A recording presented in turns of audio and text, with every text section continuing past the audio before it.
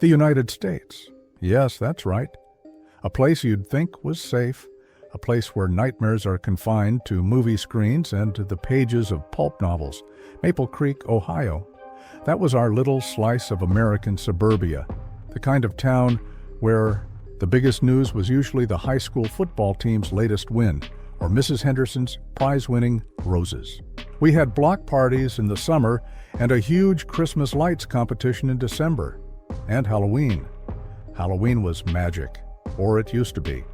Now the memory of it is a cold, parasitic thing, burrowed deep in my gut, a constant reminder of the night the masks came off and the real monsters came out to play. My name is Alex, and I have to tell someone what really happened because no one believes me. They all say it was a gas leak, a shared hallucination, anything but the truth. But I was there. I saw it the night our streets, the ones we'd biked, down 1,000 times, became a hunting ground, and the call of trick-or-treat was a death knell. It all started subtly, as these things often do, I suppose. Weeks before October 31st, a new family moved into the old Blackwood place at the end of Sycamore Lane. The house had been empty for years, a hulking Victorian relic that always looked like it was perpetually caught in twilight, even at noon. Kids whispered it was haunted, the usual stuff. Old Man Blackwood had gone mad, or there was a hidden treasure. We dared each other to touch the porch steps, but no one ever stayed long. Then the Harringtons arrived. No moving vans. At least none that I or my friends Sarah and Ben ever saw. One day the for sale sign was gone, and the next, tasteful, if somewhat unnervingly austere, curtains were in the windows. They were an enigma. Mr. and Mrs. Harrington, tall, unnervingly graceful, with a pale, almost luminous quality to their skin that seemed to absorb the autumn light rather than reflect it. They kept to themselves mostly.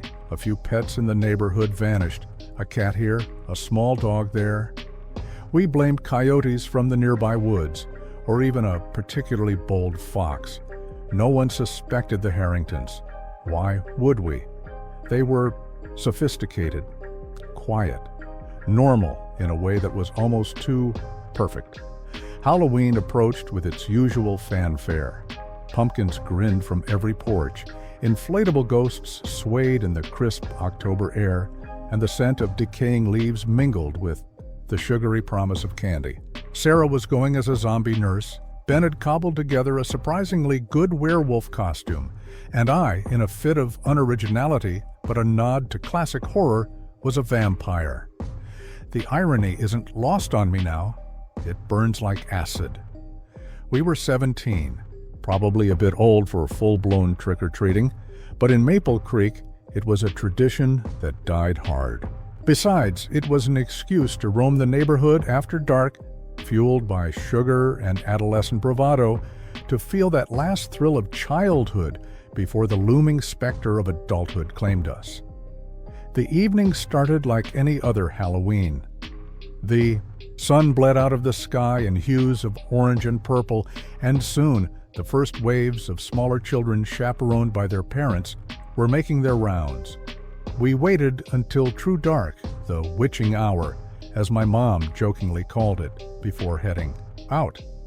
The air was colder than usual, I remember that distinctly. A biting wind that seemed to whip around corners and whisper unsettling things just at the edge of hearing. Our first few stops were normal. Mrs. Gable with her homemade popcorn balls, Mr. Henderson who always gave out full-size chocolate. Bars, laughter echoed, mostly ours. There seemed to be fewer little kids out this year, or maybe they just finished early. Then we got to the Petersons' house on Elm Street. They were an elderly couple, known for their elaborate, almost Griswold-esque Halloween display. But tonight, their house was dark. Not a single light on, no cobwebs, no plastic skeletons, nothing. Just a gaping, silent blackness where festive light should have been.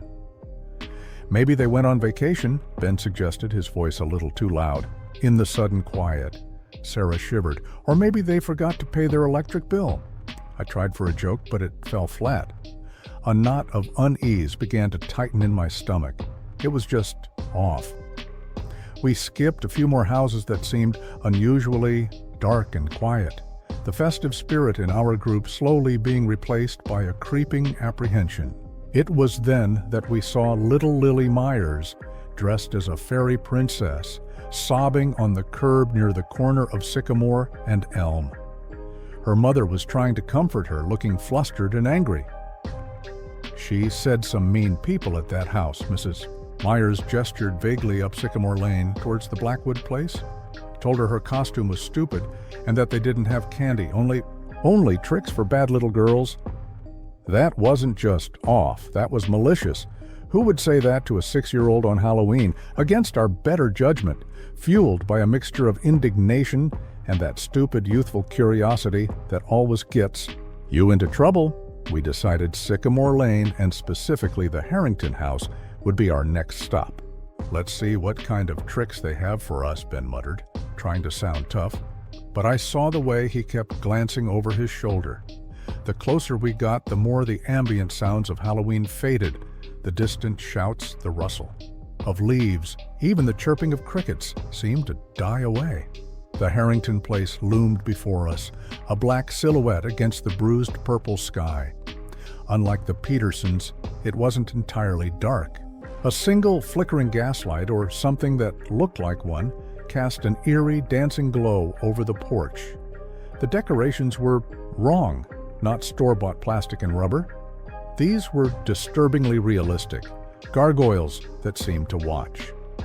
Cobwebs so thick and intricate they could have been spun by monstrous spiders, and a chilling silence that felt heavier than any sound. I swear the air itself felt colder around that house, stagnant and ancient. My hand, hidden in the pocket of my vampire cape, was trembling. This is the story, as I remember it, of that night.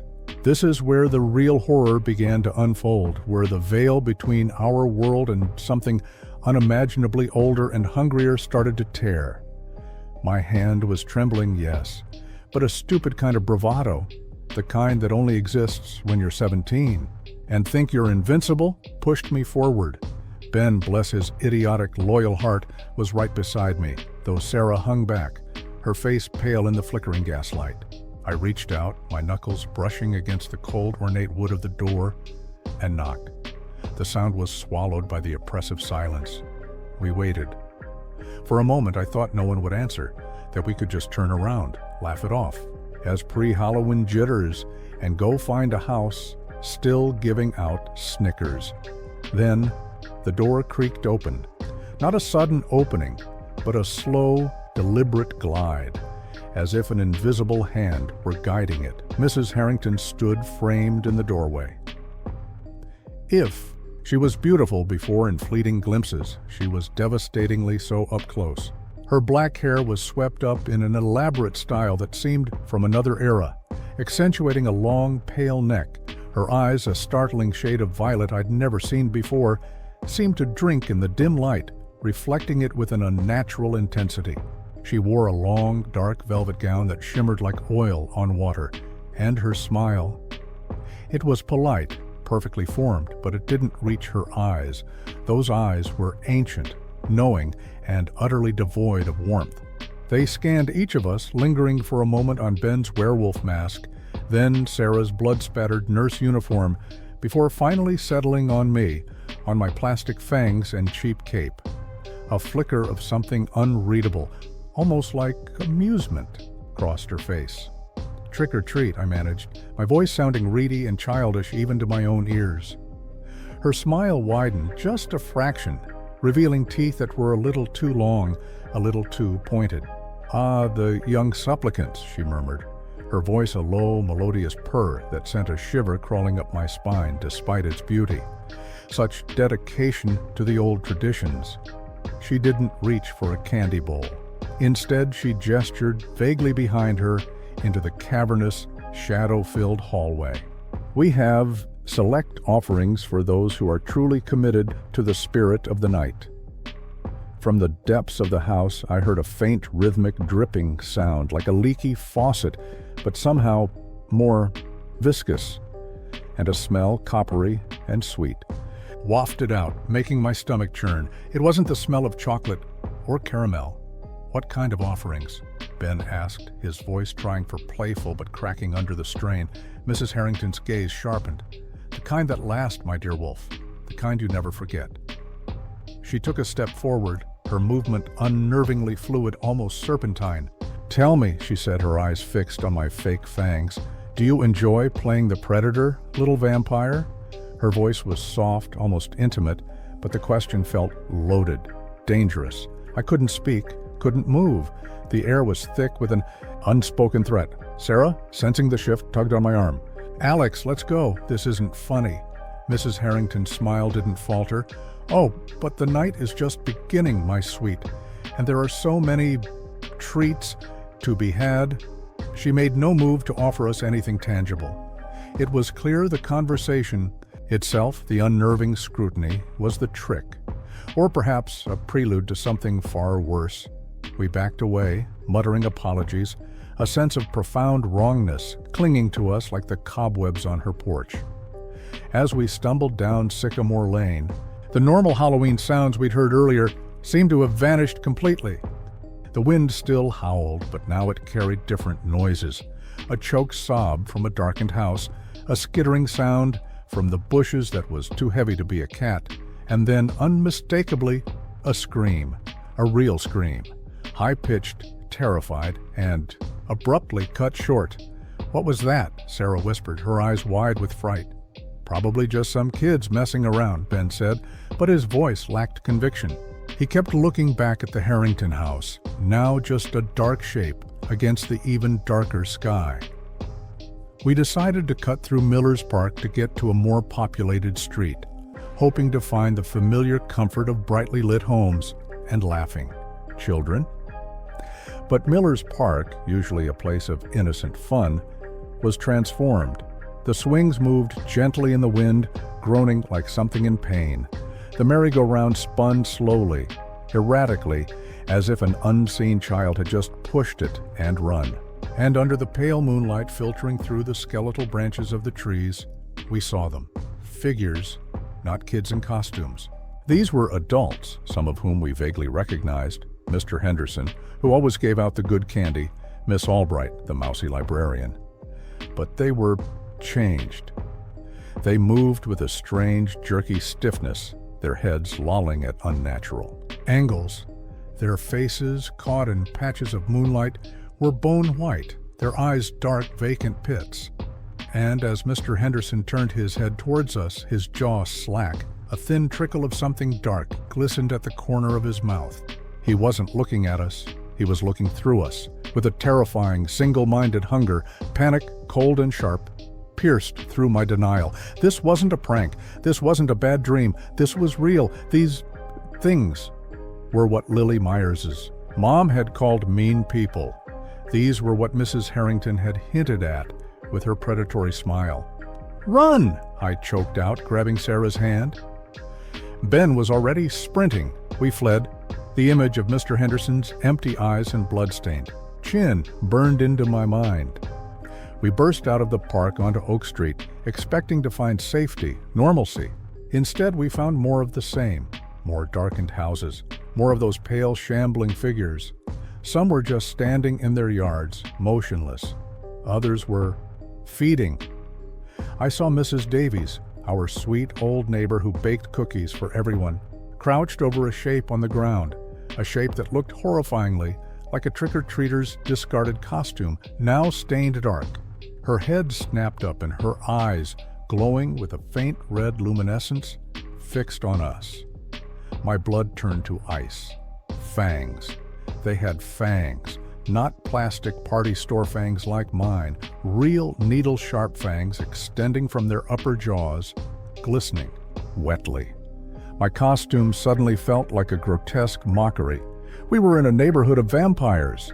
The Harringtons weren't just a weird new family. They were the start of it, the epicenter of this plague. And Maple Creek, our safe, boring Maple Creek, was their goddamn buffet. My phone, I fumbled for it, my fingers clumsy with terror. No signal. Ben tried his. Dead. Sarah was crying, hyperventilating. "We have to get out of here. We have to tell someone." But who could we tell? And how could we escape when the hunters were all around us, wearing the faces of our friends and neighbors? The comforting facade of Halloween had been ripped away, revealing the skeletal, ravenous truth beneath. We weren't trick-or-treating anymore. We were the treats. And the hunt was on. We ran. We ran like our lives depended on it, because they did. Oak Street was a nightmare alley. Past the Wilsons' house, where inflatable pumpkins now lay deflated, slashed open, their leering grins looking like death masks. Past the corner store, its windows smashed, shelves ransacked, not for money, but for something else. I saw a dark smear on the pristine white linoleum floor leading towards the back. I didn't want to know. Our own homes were our first instinct. Safety, sanctuary. My house was closest. I prayed to a God I wasn't sure I believed in anymore. That my parents were okay, that they were barricaded inside, oblivious, that this madness hadn't reached them. The front door was ajar, a sliver of blackness in the familiar yellow paint. Mom always locked the door, even in Maple Creek, even on Halloween. Mom? Dad? My voice was a ragged whisper. Silence. Then a soft thud from the kitchen. Hope, fragile and desperate, fluttered in my chest. Maybe they were hiding. I pushed the door open, Ben and Sarah crowding behind me, their breath ghosting against my neck. The living room was a wreck, furniture overturned, my mom's favorite vase shattered on the hearth, its chrysanthemums scattered like fallen soldiers. And on the carpet, a trail, dark, viscous, leading to the kitchen. I knew, deep down, I knew what I would find, but I had to see. I had to. The kitchen light was flickering erratically, casting dancing, demonic shadows on the walls. My dad was slumped against the refrigerator, his eyes wide, unseeing, a terrible gash across his throat. And my mom, she was standing over him, or rather, crouching. Her back was to us, her shoulders were shaking. For a wild, insane moment, I thought she was crying. Mom? I stepped forward. She turned slowly. Her face was smeared with crimson. Her eyes, her loving, kind eyes, were gone, replaced by that same flat, red luminescence I'd seen in Mrs. Davies. Her lips, stained and wet, pulled back from teeth that were now hideously, impossibly sharp. She hissed, a sound that was utterly animalistic, and lunged. Ben reacted first. He shoved me aside, yelling my name, and met her charge. I heard a sickening wet tear, and Ben screamed, a sound of pure agony that ripped through me. Sarah was pulling me back, her nails digging into my arm, screaming, "Alex, we have to go. We have to go now." I was frozen, watching my mother, this thing that wore her face, wrestle with Ben. FANGS sank into his shoulder. His werewolf costume offered no protection. His screams turned into gurgles. That's when something inside me snapped. The terror was still there, a howling vortex, but something else rose with it, a cold, sharp rage. I grabbed the heaviest thing I could find, a cast iron skillet Mom always kept on the stove. With a yell that was more animal than human, I brought it down on her head, on the head of the creature that looked like my mother. There was a sickening crunch. She staggered back, a look of surprise, almost recognition, flickering in those red eyes before they glazed over. She collapsed. I didn't wait to see if she was truly dead, or if these things could die. Sarah was already at the back door, fumbling with the latch. Ben was on the floor, blood pooling around him, his face a mask of shock and pain. "Go," he gasped, clutching his savaged shoulder. "Get out. Don't let them get you." "I'm not leaving you," I cried, moving towards him.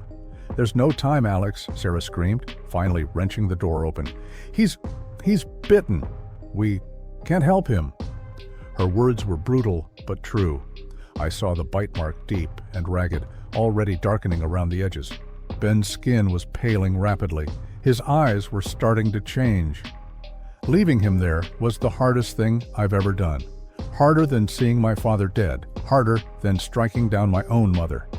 It felt like a betrayal that would stain my soul forever. But Sarah was right.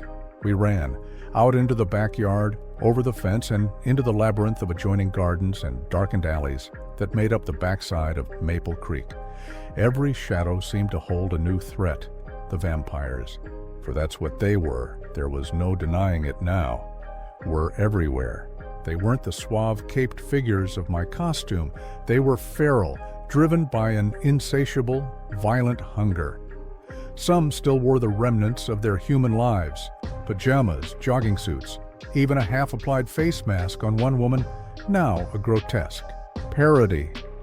Others were more like the Harringtons, sleek and controlled, their movements unnervingly fast and precise. These, I realized with a fresh wave of horror, were the originals, the ones who had started this, the ones who were perhaps enjoying the show. I saw Mrs. Harrington once, a fleeting glimpse at the end of a long street. She was standing under a flickering streetlight, a dark silhouette, watching a group of her newly turned minions corner a screaming teenager dressed as a ghost. Her head was tilted as if listening to a particularly interesting piece of music. She didn't participate, she just observed, an empress overseeing the fall of a city. We tried the police station. It was dark, abandoned. The doors were locked, but through the reinforced glass, I could see overturned desks, papers scattered everywhere, and a large dark stain on the floor near the dispatch console. No help there. The church on Main Street, St. Michael's, its doors were splintered, hanging off their hinges. The sanctuary within was desecrated, pews overturned, the altar cloth stained. The once sacred space felt unholy, tainted. It seemed they had no weakness to religious symbols, or perhaps our faith wasn't strong enough. The town was a charnel house. The idyllic image of Maple Creek was being systematically butchered, street by street. Halloween decorations mocked us at every turn. Smiling skeletons seemed to leer, plastic spiders seemed to twitch with phantom life. The scent of pumpkin spice and decaying leaves was now overwhelmed by the coppery tang of blood and the musk of something ancient and predatory. We were rats in a maze, and the maze itself was designed by a sadist. Sarah was flagging, her breath coming in ragged sobs. I knew we couldn't keep running aimlessly. We needed a plan, any plan. The old cannery, I gasped, an idea sparking through the terror. It's on the edge of town. Brick walls, reinforced doors. If we can get there. It was a long shot. It was probably a stupid shot. But it was something. A direction. A sliver of hope in an ocean of despair. As we cut across the high school football field, the vast empty space felt terrifyingly exposed. That's when we heard it. A low growl followed by a series of them, echoing from the bleachers. They were hurting us, playing with us. We were near the edge of town, but the cannery was still a good half-mile away, across open ground and then through the industrial park. We were running out of time, running out of places to hide. The hunters were closing in. The football field felt like a mile-wide killing floor. The growls from the bleachers grew louder, closer, morphing into guttural snarls. They weren't just individual hunters anymore. They were a pack, coordinated, flushing us out. Sarah stumbled, a cry ripped from her throat as her ankle twisted. I hauled her up, her arm slung over my shoulder, half dragging, half carrying her. The industrial park loomed ahead, a chaotic jumble of dark, angular buildings and forgotten machinery. Our only hope, the old Starkweather cannery. "We're not going to make it, Alex," she sobbed, her face ashen with pain and terror. "Yes, we are," I lied. Or maybe I was trying to convince myself. Just a little further. Figures detached themselves from the shadows of the stadium, moving with that unnatural predatory speed. They weren't shambling anymore. These were faster, more agile, the freshly turned perhaps, still fueled by the shock of their transformation and the raw, unadulterated hunger. I could see their faces now, twisted parodies of the people they once were. Young faces, old faces, all contorted into masks of ravenous desire, their eyes glowing red in the darkness. One of them, a lanky kid who looked like he couldn't be more than 15, dressed in a tattered pirate costume, was gaining on us, his hooked hand replaced by a gleaming, sharpened piece of metal he'd clearly just picked up. We burst into the industrial park, the cracked asphalt of the access road jarring Sarah's injured ankle. She screamed again, a sharp, brittle sound. The pirate-costumed vampire was almost upon us. I spun, shoving Sarah towards a narrow alleyway between two rusted warehouses. "Get to the cannery, the loading dock on the west side, go!" "Alex, no?" she cried, her eyes wide with horror. "Go!" I roared, turning to face the pirate. He lunged, the metal hook arcing towards my face. I ducked, the hook scraping against the brick wall behind me with a screech of metal on stone. I didn't have a weapon, not since I'd dropped the skillet at my house. All I had was adrenaline and blind panic. I kicked out, connecting with his knee. He snarled, barely flinching, and swiped again. His fingernails, elongated and sharp like talons, raked across my arm, tearing through my cheap vampire cape and drawing blood. The pain was searing, but the sight of my own blood, and the way his eyes dilated at the scent of it, was even more terrifying. Then, a deafening clang. The pirate's head snapped to the side with an unnatural crack. He crumpled to the ground, revealing Sarah. She stood there, trembling, holding a heavy length of rusted pipe she must have found in the alley. Her face was a mask of terror and grim determination. "I'm not leaving you either," she gasped. There was no time for gratitude, no time for words. More were coming. We ran, side by side, deeper into the industrial maze. The Starkweather Cannery finally came into view, a hulking brick monolith against the sickly orange glow of the distant town lights. The loading dock on the west side, a heavy corrugated steel door. It looked impossibly secure. We reached it, gasping for breath, my arm throbbing. The door was locked, of course. A heavy-duty padlock secured it. "Stand back," Sarah said, her voice surprisingly steady. She swung the pipe again and again, the clang echoing in the unnatural silence. The padlock held. More growls. Closer now. They were surrounding us. "It's no use," I yelled, looking for another way in, another escape. There was none, just solid brick walls and the encroaching dark. Suddenly, with a final desperate shriek of tortured metal, the padlock snapped. Sarah, using every ounce of her strength, wrenched the heavy door upwards, just enough for us to squeeze under. We tumbled inside, into the pitch-black, musty interior of the cannery, and pulled the door crashing down behind us. For a moment, there was only the sound of our ragged breathing and the frantic thumping of our hearts. Darkness, and the smell. Rotting fruit, rust, and something else. That familiar, coppery scent of blood. Fainter here, older, but present. We weren't safe. Not yet. Maybe not ever. "We need light," I whispered. My phone was long dead. Sarah fumbled in her pockets. Her hands were shaking violently. She pulled out a small Halloween novelty ghost that was supposed to glow in the dark. It emitted a feeble, sickly green light, barely enough to see our own hands in front of our faces. But it was something. The cannery was vast, a labyrinth of conveyor belts, silent machinery draped in cobwebs, and towering stacks of crates that cast long, dancing shadows in the ghost's faint glow. And we weren't alone. As our eyes adjusted, we saw them, huddled figures in the corners, whimpering, other survivors. Maybe a dozen, mostly teenagers, a few younger kids, their faces pale and streaked with tears. A collective gasp went up as they saw us. "Are there more of you?" A boy no older than 14 asked, his voice trembling. "Just us," I said. "How? Many? Out there?" "Too many," a girl whispered. "They're everywhere. They got Mr. Peterson and the elementary school principal." Then a new sound, a slow, deliberate scraping from the other side of the loading dock door we'd just entered. They knew we were in here, scratching, pounding.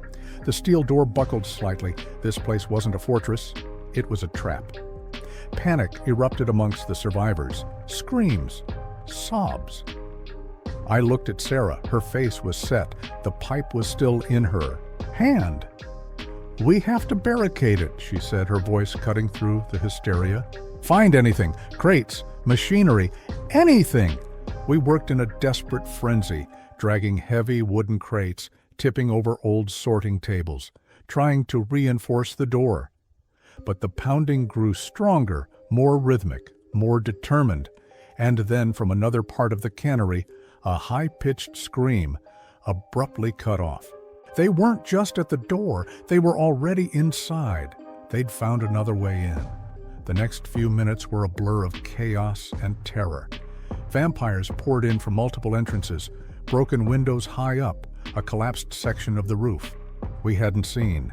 They were fast, silent, and utterly merciless. The feeble green light of Sarah's ghost toy was now a beacon, drawing them towards us. I saw the Harringtons then, standing on a rusted catwalk overlooking the main floor. They weren't participating in the slaughter. They were watching, like connoisseurs at a gruesome feast, faint, knowing smiles on their pale faces. Mr. Harrington gestured almost imperceptibly, and the vampires below surged forward with renewed ferocity. There was no grand plan, no heroic last stand. It was brutal, primal. Sarah fought like a lioness, her pipe a blur, connecting with sickening thuds. I found a heavy wrench and swung it wildly, trying to protect the younger kids, trying to protect her. But there were too many. I saw the pirate. Kid again, the one Sarah had downed. He was back up, his eyes burning with hate, and he was heading straight for her. I yelled her name. She turned, her eyes met mine for a split second, a look of understanding, resignation. Then the pirate was on her.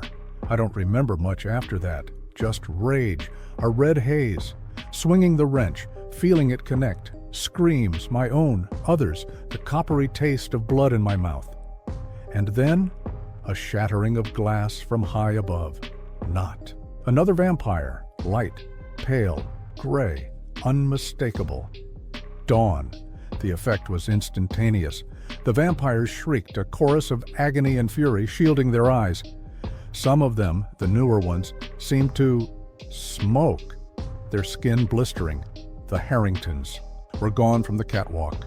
The others, the ones who weren't caught directly in the nascent rays of sunlight filtering through the high cannery windows, recoiled, retreating back into the deepest shadows of the building, hissing and snarling. The assault faltered. I was on my knees, gasping, covered in God knows what. My arm was on fire. Sarah. Sarah lay a few feet away still, the rusted pipe beside her. The pirate was gone. I crawled to her. Her eyes were open, staring blankly at the grimy ceiling. There was no saving her. I don't know how long I stayed there. The sun rose higher, flooding more of the cannery with light. The remaining vampires had vanished. A few other survivors, maybe 5 or 6 of us, huddled together, broken and weeping. Maple Creek was silent outside. The orgy of violence was over, at least for now. We stumbled out into the daylight eventually. The town was a wreck, but the monsters were gone, hidden, waiting for the next night. Or maybe they'd moved on, sated. Who knows?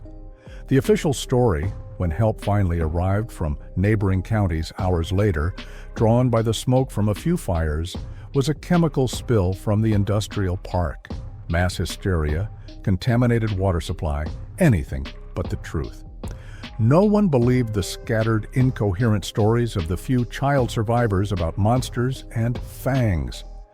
My parents were listed among the victims of the accident. Ben too. Sarah.